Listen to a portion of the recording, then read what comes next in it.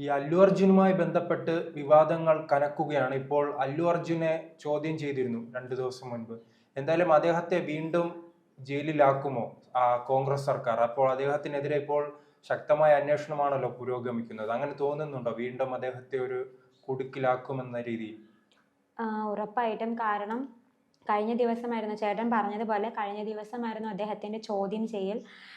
ഒരുപാട് മണിക്കൂർ നീണ്ട ചോദ്യം ചെയ്യലായിരുന്നു. പക്ഷേ പോലീസിൻ്റെ റിപ്പോർട്ട് അനുസരിച്ച് ഒരുപാട് ചോദ്യം ചോദിച്ചിട്ടും അദ്ദേഹത്തിന് മൗനമായിരുന്നു മറുപടി. അതായത് അദ്ദേഹം ഒന്നും ചോദ്യങ്ങൾക്കൊന്നും അദ്ദേഹം ഉത്തരം നൽകിയിട്ടില്ല.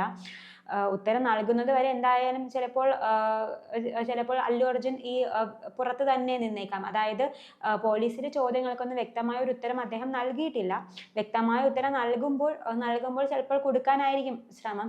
നേരത്തെ പിന്നീട് സമൂഹ മാധ്യമങ്ങളിൽ പ്രത്യക്ഷപ്പെട്ടൊരു വീഡിയോ ഉണ്ട്. അതായത് ഈ സ്ത്രീ മരിച്ചിട്ടും അല്ലു അർജുൻ സിനിമ കാണുന്നത് തുടർന്നു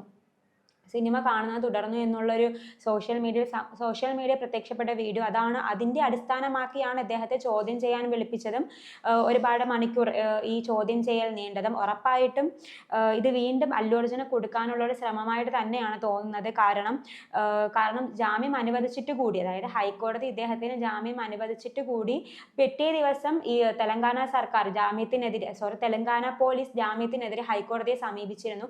അതിലൂടെ തന്നെ നമുക്ക് വ്യക്തമായി കാണാവുന്നതാണ് ഒരു രാഷ്ട്രീയ പകപോക്കലിന്റെ പേരിലുള്ള അദ്ദേഹത്തിനെ എങ്ങനെ കൊടുക്കാം എന്നുള്ളൊരു ഗൂഢനീക്കം നമ്മൾ അതിലൂടെ തന്നെ കണ്ടതാണ്. ഉറപ്പായിട്ടും ഈ ഒരു നീക്കം, അതായത് ഈ ചോദ്യം ചെയ്യലും എല്ലാം അല്ലു അർജുൻ എങ്ങനെ കൊടുക്കാം എന്നുള്ള നീക്കം തന്നെയാണ്. അദ്ദേഹത്തിന്റെ പേരിൽ ഈ ഇപ്പോൾ സൂചിപ്പിച്ചതുപോലെ തന്നെ CCTV ദൃശ്യങ്ങളെല്ലാം പുറത്തു വന്നിട്ടുണ്ടല്ലോ. ഇങ്ങനെ ഒരു അപകടം നടന്നു, ആ സ്ത്രീ മരിച്ചതായി അറിഞ്ഞിട്ടും ഈ അല്ലു അർജുൻ സിനിമ കാണുന്നു എന്ന രീതിയിൽ ചില ദൃശ്യങ്ങളും പോലീസ് പുറത്തുവിട്ടിരുന്നു. അത് മാധ്യമങ്ങളും പുറത്തുവിട്ടിരുന്നു. ഇത് അങ്ങനെയാണെങ്കിൽ ശരിയായ കാര്യമല്ലല്ലോ. തൻ്റെ ഒരു ആരാധക ആ തിരക്കിനിടയിൽ പെട്ട് മരണപ്പെടുകയോ പരിക്കേൽക്കുകയോ ചെയ്യുകയാണെങ്കിൽ അദ്ദേഹം അവിടെ നിന്ന് മാറിപ്പോകാനുള്ള അവസ്ഥയല്ലേ നോക്കാനുള്ളത്. അല്ലാതെ ഈ തിരക്ക് വീണ്ടും വർദ്ധിപ്പിച്ച് മറ്റൊരു പ്രതിസന്ധിയിലേക്ക് കൂടെ പോകേണ്ട ആവശ്യമുണ്ടോ?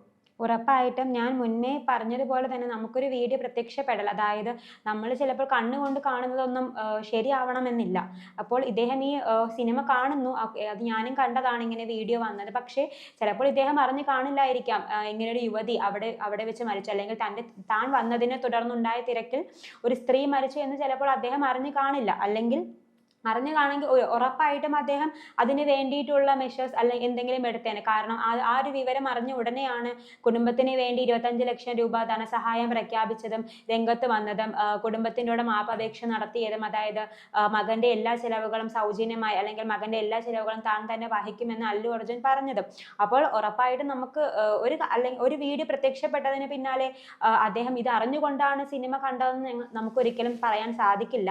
നമുക്കറിയില്ല എന്താണ് കാരണം. ചോദ്യം ചെയ്യലിനോട് ഒരു ഉത്തരം ഇതുവരെ അല്ലു മറുപടി പറഞ്ഞിട്ടില്ല. കാരണം താൻ അറിഞ്ഞുകൊണ്ടാണ് സിനിമ കണ്ടതെന്നോ അല്ലെങ്കിൽ താൻ അറിയാതെയാണ് സിനിമ കണ്ടതെന്നോ ഒന്നും അദ്ദേഹം പ്രതികരിച്ചിട്ടില്ല. അപ്പോൾ അദ്ദേഹത്തിന്റെ പ്രതികരണത്തിലൂടെ മാത്രമേ എന്താണ് ആ ഒരു സമൂഹ മാധ്യമങ്ങളിൽ പ്രത്യക്ഷപ്പെട്ട വീഡിയോയ്ക്ക് പിന്നിലുള്ള അർത്ഥം എന്ന് പറയാൻ സാധിക്കുകയുള്ളൂ.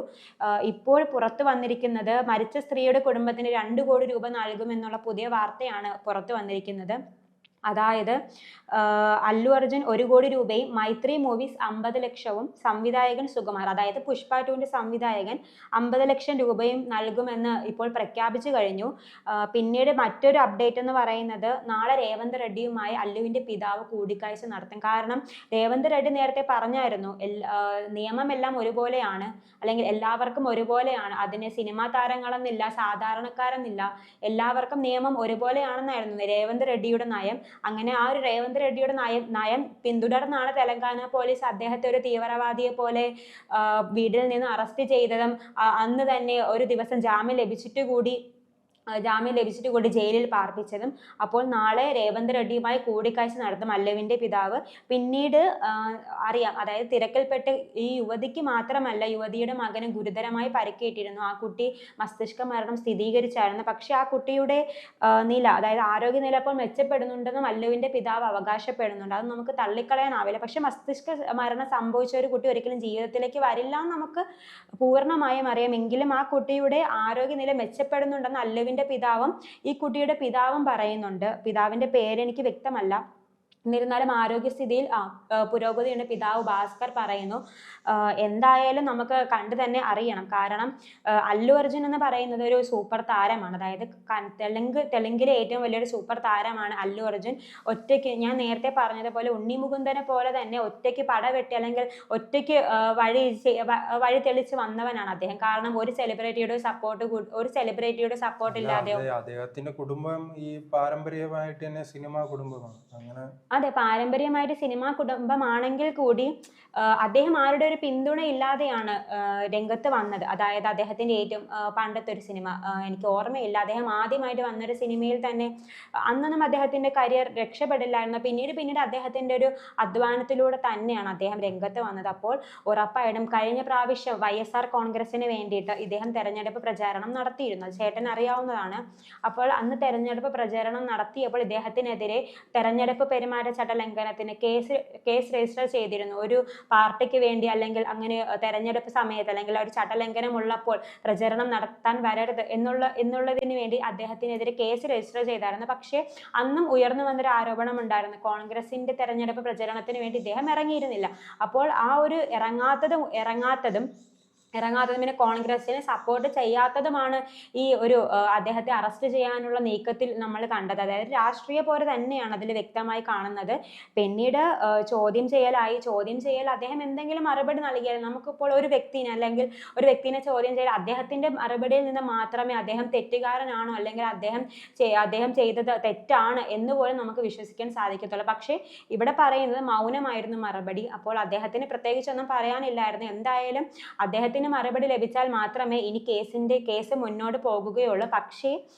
പക്ഷേ നേരത്തെ പോലെ തന്നെ അദ്ദേഹത്തെ ഒരു ദിവസം ജയിലിൽ അടച്ച സർക്കാരാണ് തെലങ്കാന ഭരിക്കുന്നത്. അപ്പോൾ അദ്ദേഹം മറുപടി നൽകിയില്ലെങ്കിൽ കൂടിയും അദ്ദേഹത്തിനെ വീണ്ടും ജയിലിൽ അടക്കാനുള്ള ശ്രമം എന്തായാലും തുടരും. പിന്നെ മറ്റൊരു അപ്ഡേറ്റ് എന്ന് പറയുന്നത് പുഷ്പ 2 സിനിമയിൽ തന്നെ ഒരു പോലീസുകാരന്റെ ഫ്ലെക്സ് ബോർഡിൽ ഒരു സീൻ രംഗമാണ്. അദ്ദേഹം മൂത്രമൊഴിക്കുന്ന ഒരു രംഗമുണ്ട്. അങ്ങനെ SIA അല്ലെങ്കിൽ എൻറ്റയർ പോലീസ് യൂണിറ്റിനെ തന്നെ അപമാനിച്ചെന്നാരോപിച്ച് ഒരു കോൺഗ്രസ് നേതാവ് അദ്ദേഹത്തിനെതിരെ പരാതി നൽകിയത്. കാരണം ഇദ്ദേഹത്തിനെതിരെ നരഹത്യാ കേസ് നിലനിൽക്കെയാണ് ഈ കേസും അദ്ദേഹത്തിന് മുകളിൽ കൊണ്ടുവച്ചിരിക്കുന്നത്. അപ്പോൾ തന്നെ നമുക്ക് കാണാൻ സാധിക്കും എത്രത്തോളമാണ് അല്ലു അർജുൻ എന്ന വ്യക്തിയെ പൂട്ടാൻ വേണ്ടിയിട്ട് സർക്കാർ ശ്രമിച്ചു കൊണ്ടിരിക്കുന്നതെന്ന്. ഇങ്ങനെ നിരന്തരം വിവാദങ്ങളും അതോടൊപ്പം തന്നെ കേസുകളെല്ലാം ഈ അദ്ദേഹത്തെ ഇങ്ങനെ പുറകെ വരുമ്പോൾ അദ്ദേഹത്തിന്റെ ഭാവി സിനിമാ ജീവിതത്തെ ബാധിക്കാനുള്ള സാധ്യത വളരെ കൂടുതലല്ലേ? കാരണം ഈ ഇത്തരത്തിൽ അദ്ദേഹത്തിന്റെ സിനിമയുമായി ബന്ധപ്പെട്ട വലിയ വിജയമാണ്. പക്ഷേ ഈ കേസും മറ്റു പുകിലുമെല്ലാം അദ്ദേഹത്തിന് ഒരു നെഗറ്റീവ് ഇമേജ് സമൂഹത്തിന് മുന്നിൽ ഉണ്ടായാൽ അത് ആ സിനിമാ കരിയറിനെ തന്നെ ബാധിക്കാനുള്ള സാധ്യതയില്ലേ? അങ്ങനെ ചോദിച്ചാൽ ഉറപ്പായിട്ടും. കാരണം നേരത്തെ വന്നൊരു വീഡിയോ എന്ന് പറയുന്നത്, അതായത് ഈ യുവതി മരിച്ചു, യുവതിയുടെ കുട്ടിക്ക് മസ്തിഷ്ക മരണം സംഭവിച്ചു. ഇതിൽ പ്രതിഷേധിച്ച് വിദ്യാർത്ഥികളെന്ന് അവകാശപ്പെടുന്ന 8 പേരടങ്ങുന്ന സംഘം ഇദ്ദേഹത്തിന്റെ വസതിയിലെത്തുകയും അവിടെയുള്ള ചെടിച്ചട്ടികളെല്ലാം അടിച്ചു തെറിപ്പിച്ച് നശിപ്പിക്കുന്ന ഒരു വീഡിയോ ചേട്ടൻ കണ്ടു കാണാം. അപ്പോൾ അദ്ദേഹത്തിന് ഒരു നെഗറ്റീവ് ഇമേജ്, അതായത് എനിക്ക് തോന്നുന്നത് കരുതിക്കൂട്ടി ഉണ്ടാക്കിയ ഒരു പ്രതിഷേധമാണെന്നാണ്. കാരണം ഇദ്ദേഹത്തിന്റെ ഫാൻസിൽ നിന്നോ അല്ലെങ്കിൽ മറ്റു ആൾക്കാർ പോലും, അതായത് മറ്റു നേതാക്കൾ പോലും ഇദ്ദേഹത്തിന് പിന്തുണയാകിയാണ് രംഗത്ത് വന്നത്. അല്ലെങ്കിൽ ആരും അദ്ദേഹത്തിന് ഒരു കുറ്റവാളിയാണ് അല്ലെങ്കിൽ അദ്ദേഹമാണ് ആ യുവതിയുടെ മരണത്തിന് കാരണമെന്ന് ഒരിക്കലും പറഞ്ഞിട്ടില്ല. പക്ഷെ പെട്ടെന്നാണ് വിദ്യാർത്ഥികളെന്ന് പറഞ്ഞ ഈ 8 അംഗ സംഘം ഇദ്ദേഹത്തിന്റെ വീട്ടിൽ വരികയും ഫ്രണ്ടിലുള്ള ചെടിച്ചട്ടികളെല്ലാം അടിച്ച് പൊട്ടിക്കുന്ന ഒരു സീനൊക്കെ ക്രിയേറ്റ് ചെയ്തത്. ഇവർക്കെതിരെ പോലീസ് കേസ് രജിസ്റ്റർ ചെയ്തു. അത് നിലനിൽക്കുമോ എന്ന് അറിയില്ല. അപ്പോൾ ഇത് അദ്ദേഹത്തിന് അല്ലെങ്കിൽ ഒരു ഫിലിം ഇൻഡസ്ട്രിയിൽ അദ്ദേഹത്തിന് ഒരു നെഗറ്റീവ് ഇമേജ് ഉണ്ടാക്കിയെടുക്കാൻ വേണ്ടി ബോധപൂർവം സൃഷ്ടിച്ചതാവാം. കാരണം നമ്മൾ ഇത്രയും സംഭവം നടന്നിട്ട് കൂടി അദ്ദേഹത്തിന്റെ ഒരു ഫാൻസിൽ ഒരാൾ പോലും ഇദ്ദേഹത്തിനെതിരെ രംഗത്ത് വന്നിട്ടില്ല. അപ്പോഴാണ് പെട്ടെന്നൊരു സുപ്രഭാതത്തിൽ ഈ വിദ്യാർത്ഥികൾ എന്ന് പറയുന്ന ആൾക്കാർ ഇദ്ദേഹത്തിന്റെ വീട്ടുമുറ്റത്തെ ഈ ചെടിച്ചട്ടികളെല്ലാം അടിച്ചു പൊട്ടിക്കുന്ന വീഡിയോ പ്രത്യക്ഷപ്പെട്ടത്. ഉറപ്പായിട്ടും ഇങ്ങനെ ചെയ്താൽ അദ്ദേഹത്തിന്റെ ഭാവി നമുക്ക് നോക്കേണ്ടതാണ്. കാരണം എന്തായാലും ഒരു തെലുങ്ക് സൂപ്പർ താരമാണ്. ഇപ്പോൾ പുഷ്പ 2 അദ്ദേഹത്തിന്റെ ഒരു വൻ സിനിമയാണ്. ഇനി അങ്ങോട്ട് ഈ ഒരു കേസ് നിലനിൽക്കുകയാണെങ്കിലും ആ പ്രതിഷേധം പോലെ ഇനിയും രംഗത്ത് വന്നാൽ അദ്ദേഹത്തിന്റെ സിനിമാ കരിയർ എങ്ങോട്ട് പോകുമെന്ന ആശങ്കാജനകം തന്നെയാണ്.